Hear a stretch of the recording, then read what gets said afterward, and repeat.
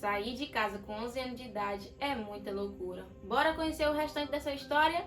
Sejam bem-vindos ao capítulo 3 da jornada à procura de um pai.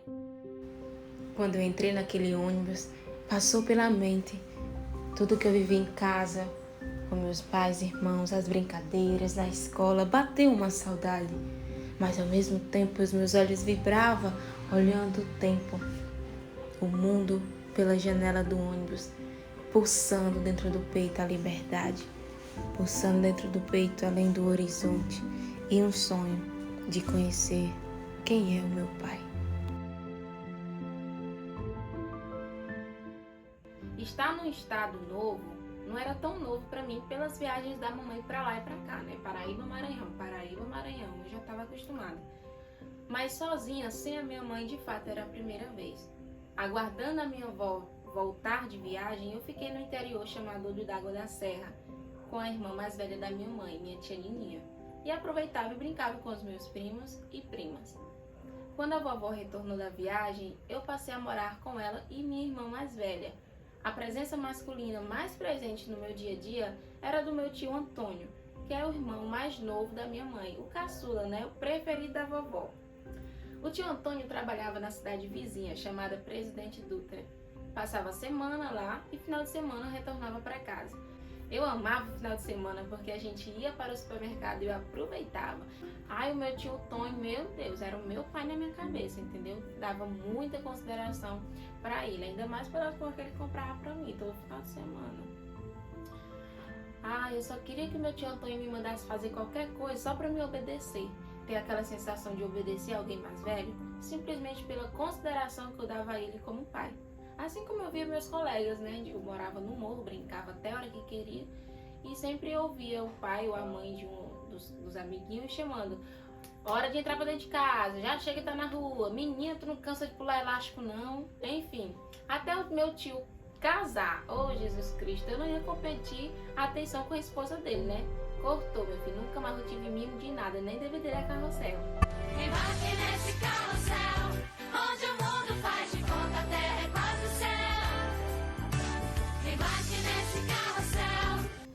Pronto, a mulher era tão maravilhosa que ela engravidou e abusou a cara de quem? A minha, gente. Por isso que a menina nasceu bonita. E uma das coisas que ela fez acontecer foi o meu tio brigar comigo. Não foi só briga não, foi uma taca bem na esquina de casa pra todo mundo ver, na frente dos meus colegas. Desgrama, tome murro pra cá, tome murro pra cá, e palavrão, xingamento. Foi o fim da picada, igual diz o... Não, foi o fim. Não sei não. Ai, meu Deus do céu. Enfim, meu irmão, naquele dia eu pensei assim, até tirar a minha vida, sabe? Mas isso é assunto pra outro vídeo. Bora voltar aqui. Foco. Daquele dia em diante, eu não dei mais aquela consideração que eu dava pro meu tio de ver como pai. Ia pra escola. Eu só observava a família dos outros e queria aquilo pra mim. Um certo dia, andando lá no beco da Casa Sampaio, eu me afastei um pouco pra trás e o pai das crianças, dos meus amigos, abraçou eles assim, né? Essa imagem nunca saiu da minha mente. Eu atrás, olhando o pai abraçado as crianças. Tipo assim, vamos minhas crias, tipo isso. Na hora que eu vi aquilo, eu comecei a chorar. Meu Deus do céu, eu quero ver pai. Aí me olhou pra trás, o que foi, Dedeza, que tu tem? Meu irmão tava chorando, emocionada, que eu não podia ver uma cena de família, que eu chorava. Comecei para a igreja, meu irmão, com 14 anos de idade. Eu já tinha apontado 7. Imagine, ignorante, cheio de mágoa, sem o pai, com raiva. Eu cheguei na igreja para dar trabalho. Graças a Deus, dando paciência, sabedoria. O pastor cuidou de mim. Foi encontro, reencontro para aquela menina mudar. E todo ano, o pastor da igreja, no Dia dos Pais, reunia os pais que estavam presentes lá na frente, com um paredão, fazia uma saudação, passava uma mensagem e as crianças depois eram chamadas, os filhos dos pais que estavam presentes. Por que eu não tenho meu pai aqui para não estar lá na frente também com ele? Oh, meu Deus do céu.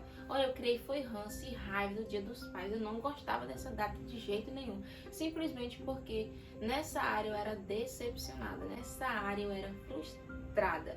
E nessa área eu não conhecia o meu pai. Quem é meu pai, meu Deus? Onde ele tá? Como é que é o nome dele? Quantos anos ele tem? Eu ficava com muita indagação assim dentro da mente. Sem falar das várias vezes que eu passava por situações que eu não tinha alguém para me defender. E eu questionava, cadê meu pai? Porque se ele estivesse aqui seria diferente. Aquela, sabe? Aquela confusão na minha mente. Todo ano isso repetindo na igreja. Às vezes eu nem ficava para assistir. Sempre corria pro banheiro e chorava, esperava aquele momento passar.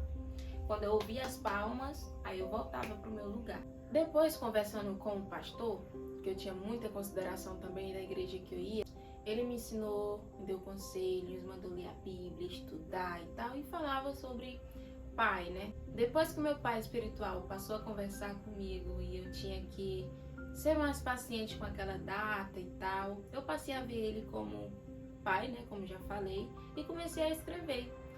Passados anos eu comecei a fazer diferente, mas aquela data me marcou muito. E olha o que eu escrevi aqui.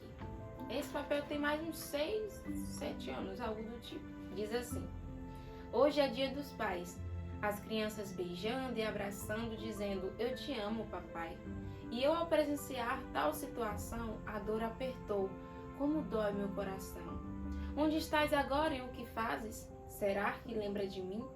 Onde estás agora e o que fazes? Será que pensa em mim? Eu também queria te beijar, eu também queria te abraçar, eu também queria. Sinto-me tão sozinha, sem vontade de viver, uma criança perdida que não pediu para nascer. Papai, vem ficar comigo, vem ficar. Nossa, gente, é muito forte essas coisas, sabe? Ler, relembrar, ao invés de chorar no banheiro, todo ano, Dia dos Pais, eu escrevia uma carta.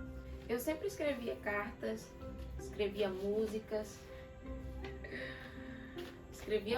gente, ficava cantando. Eu parava assim no pátio da praça, ou às vezes na igreja quando eu estava sozinha, ou quando via uma família, imaginava como seria se eu tivesse meu pai. Tem até um pequeno texto aqui que é bem reflexivo, olha aqui. Parabéns a todas as crianças que têm seus papais. Quem tem colo e carinho, até não querer mais. Parabéns, papais, por assumirem tamanha responsabilidade, permitir que seus filhos tenham um pai de verdade. Lamento as crianças que perderam seus papais, as que foram abandonadas e as que se tornaram adultas cedo demais. Parabéns, adultos, por serem os pais que quando criança quiseram ter. Vocês são brilhantes e para sempre seus filhos irão agradecer. Lembre-se, nenhuma criança pediu para nascer. Portanto, tenha caráter e cuide de alguém que depende de você. Nossa, gente, eu me indignava e ao mesmo tempo ficava triste, ao mesmo tempo ficava alegre. Teve momentos e Dia dos Pais, pegava carta e ia ler lá na frente. Olha, para quem chorava no banheiro, lá para frente da igreja, ler uma carta em homenagem aos pais presentes, mesmo sabendo que o meu não estava lá, é muita ousadia e coragem. E aí eu lia a carta e saía entregando um mimo para cada pai. E sempre incentivava aos meus colegas, amigos e irmãos na fé que estavam presentes, jovens da minha faixa etária de idade, e diziam, valorizem os seus pais, valorizem quem está do seu lado. Porque só quem não tem sabe a dor do que é não ter um pai, ou não ter uma base, ou não ser criada como de fato sendo filho. E aí eu comecei a escrever as cartinhas com aquela ousadia. Um dia eu vou entregar para o meu pai, um dia ele vai ler. Aquela consideração que eu dei para o meu pai espiritual foi muito forte, porém aquilo se quebrou quando eu me frustrei com ele. Não vou entrar em detalhes com isso porque é algo muito forte e não é o tema principal. E depois desse dia nunca mais eu chamei ninguém de pai e passei a não confiar mais em ninguém. Minha mãe e meu padrasto retornaram da Paraíba para o Maranhão e passou a morar numa casa próxima à casa minha e da vovó, mas eu não passei a morar com eles. Eu respeitava o meu padrasto, gostava e gosto do meu pai padrasto, gosto da minha mãe. A gente se feria, mas se amava. Era uma família assim meio bagunçada, mas tudo Deus tem um propósito. Lá na frente vocês vão entender o porquê. Agora o que vem depois disso, será que eu conto? Eu vou contar, né? Comecei e vou terminar. E a continuação dessa história você vai ver no capítulo 4 da jornada à procura de um pai. Te espero por lá, hein?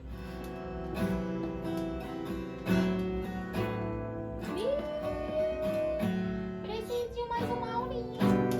Oxi, gente, o que vocês estão fazendo aqui ainda. Vamos esperar o capítulo 4, rapaz.